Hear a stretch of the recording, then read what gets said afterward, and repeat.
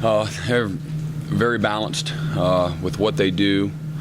Obviously they're leading the ACC in about every offensive category, and they're really executing at a high level. It starts, with the quarterback, Jacoby Brissett, and his ability to, one, execute the offense, manage it, but two, extend plays with his legs and be he's a real quality dual threat player. So before I came in, he throws a ball against South Florida into the end zone, a perfect shot right in the guy's breadbasket at 65 yards, and put it on the money. He's got a huge arm, and success running the football opens up a lot of opportunities in the play-action game. They do a lot of window dressing, a lot of smoke and mirrors just in regards to motions and shifts and exotic formations and tackle eligibles, and a lot of jet sweeps, and they use a ton of different personnel groups, a bunch of different personnel groups, more than anybody will see all year, and just a variety of things that you just don't typically see, and again, really good at executing a lot of stuff. I mean, you'll see everything from empty to 3 tight ends, 2 backs, and the wildcat, but they do a lot and do a good job from a precision standpoint of executing. So they'll spread you out and they'll pack it in, and you got to kind of handle all of it. So, and then they do it with tempo and things of that nature. So your players have really got to be focused and dialed in and play with tremendous eye discipline in this game. So would you agree then with the Jameis Winston comparison that we heard today from Coach Sweeney about this quarterback? Yeah, I mean, he's big. He's 6'3", he's 235 whatever pounds, and you saw what he did to a bunch of really good athletes on Florida State's defense last week. He's very strong. He's very calm. He keeps his eyes down the field. He's got a huge arm, and they've done a good job of utilizing all their personnel. And but he obviously did a great job as a redshirt at understanding their system, because they do a lot with him. How is the challenge different facing this offense, given his presence at quarterback, than maybe what you saw last year? Well, again, the other quarterback last year probably rushed things a little bit, wasn't as patient, wasn't as accurate, wasn't as good of a runner, wasn't as strong of a runner. Maybe didn't have that just didn't look to be at the same level of comfort that Brissett is. So I can't imagine, haven't seen the quarterback from Florida, but I can't imagine him being better than this guy. He's a pretty good player, really good. What are your overall thoughts on last Saturday's game, and how do you transfer what you saw there to what Pretty much what you thought after the game. Pretty pleased with the first half. Again, I think we held them right around 3 yards of play and 44 or so plays, and that's really outstanding, and particularly against explosive offense like North Carolina. And then we come back out in the second half, and again we gave up three big plays and one ugly drive that was real displeasing.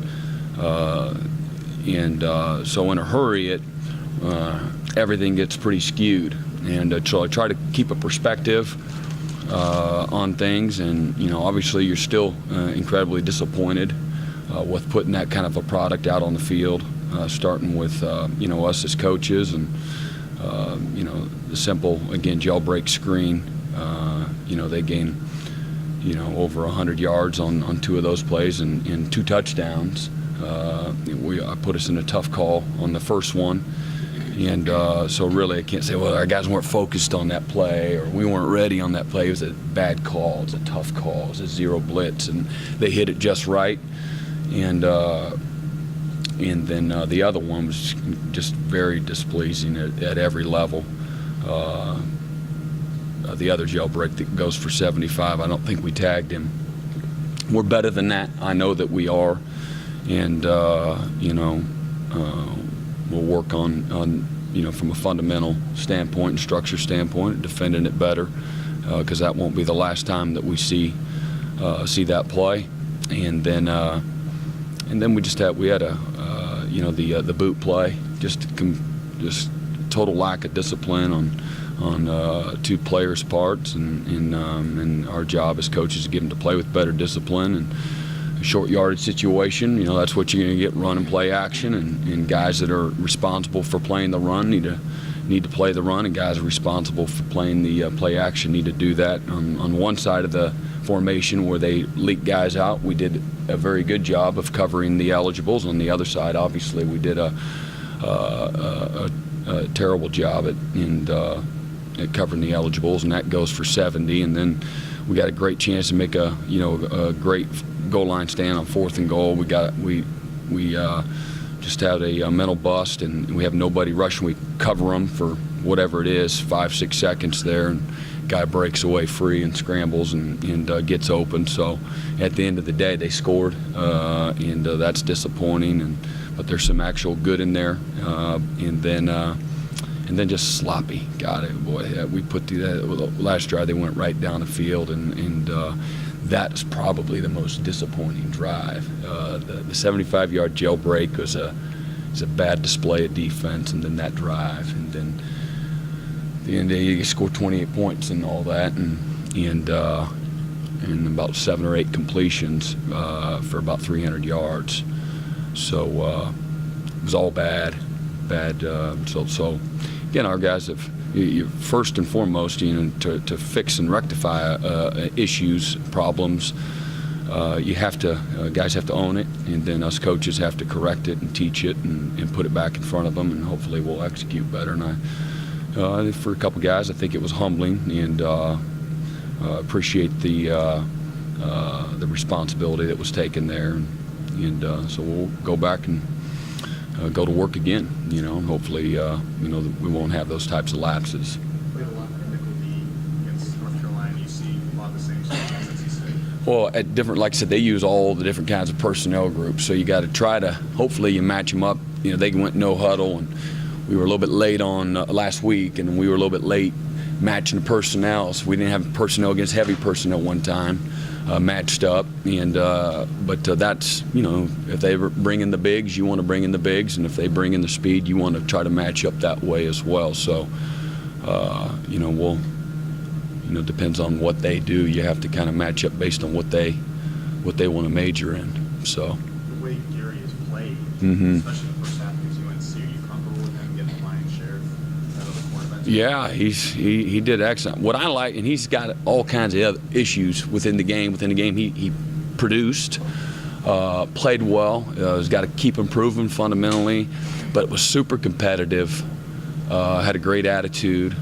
Was on edge virtually the whole game, and had some opportunities to make some plays on the ball. And we got to get some of those tips into picks, and but had some nice breakups and was very engaged. And he's asking for more responsibility on special teams as well, and just a very hungry, focused guy right now. And you got to love that, So that's the best he's been, and hopefully that'll continue to be the case. Do you tie together the kids having a performance he had against Florida State, maybe Gary responding with that great performance this week? Do you think those are related, or just coincidence? Maybe. I think Gary's a senior. He's more mature. I think he's got better respect and appreciation for the opportunities and for the game, and for his role, and recognizing that he needs to, that he's capable, and recognizing he needs to play at a high level. So probably a lot of different variables. Looking back at that Florida State game, is there a situation now going into the NC State game where you wish you had seen Jameis Winston on the field? You wish your defense could have played Jameis Winston coming in? I don't, you're saying for preparation? Yeah. This guy will be different than anybody we've seen, and we had some, we missed some opportunities last week. I think that was probably a good a tune-up as you could ask. Marquise Williams is a dual threat guy, and we missed a couple of sack opportunities, and we got a guy coming clean off the edge, and he feints. There goes the quarterback, and fortunately we forced they threw it out of bounds. But you got to make those simple plays, and we got to.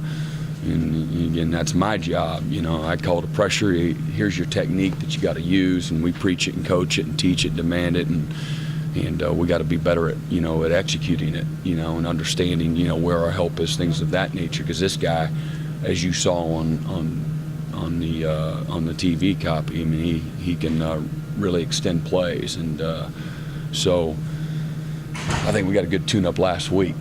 Again, we missed some opportunities, and that's frustrating. And they extend drives, and I think the other game within the game a week ago is we let them get in way too many third and mediums and third and shorts, and we did not execute well, and that starts on 1st and 10. And we got to play better.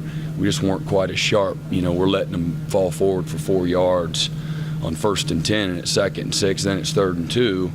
And instead of 2nd and 8 and 3rd and 8, and we got to be better and just sharper. Just looking at last week's game, that's something else that kind of stood out. And so we just got to be better early downs. Tempo-wise, they're going to be as fast, maybe a little slower. What do you? At times they get every bit as fast, and depends how you play on 1st and 10. If you stone them, they're going to be a little bit slower to call the next play. But early in the game, they'll be incredibly fast. They'll have the play scripted and go as fast as that quarterback can spit it out of his mouth.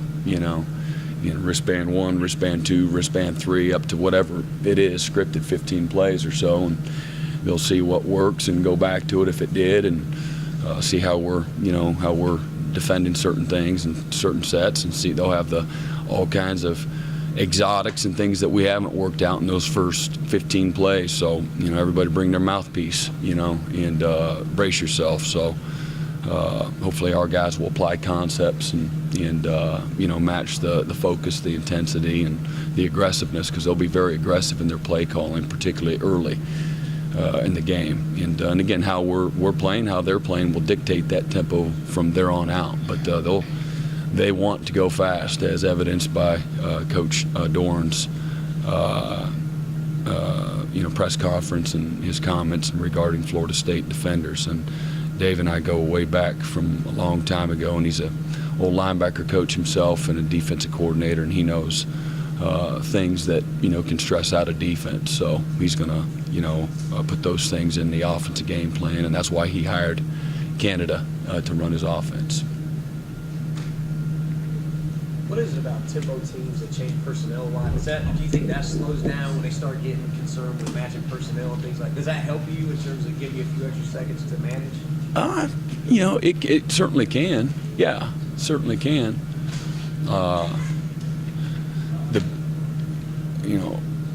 Oklahoma in 2008, they were able to be in heavy personnel and empty personnel and really good at all of it. And the regular spread personnel out of the same personnel group, so people couldn't substitute.